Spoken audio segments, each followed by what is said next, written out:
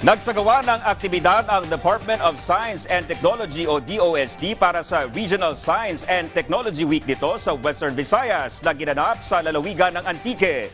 Yan ang ulat ni Rod Lagusad.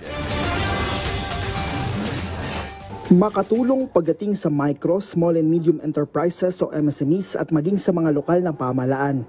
Kasama ito sa layo ng exhibit, forums at iba pang aktibidad na isinagawa ng Department of Science and Technology para sa Regional Science, Technology and Innovation Week nito sa Western Visayas na ginanap sa lalawigan ng Antique.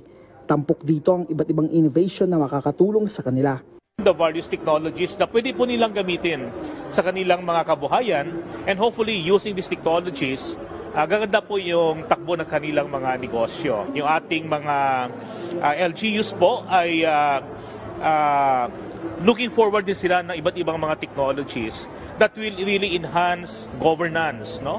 That will allow them to also practice sustainability in the different dimensions where they develop their respective communities and cities.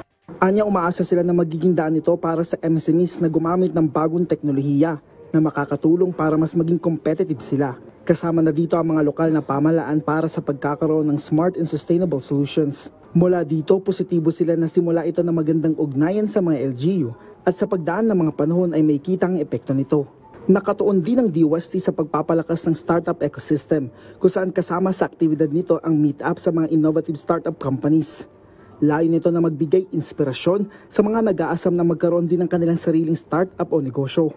Ito po yung mga startups natin that are really using emerging and new technologies as a foundation doon sa kanilang mga negosyo. And we believe that there are a lot of very good materials outside of Metro Manila na pwede natin gawing mga startup. Anya, ito'y pagpapakita na posible ang sino man sa pagkakaroon ng negosyo at makalika ng trabaho. Sa pagdaan ng panahon, mahalaga ang pagiging bukas sa pagbabago.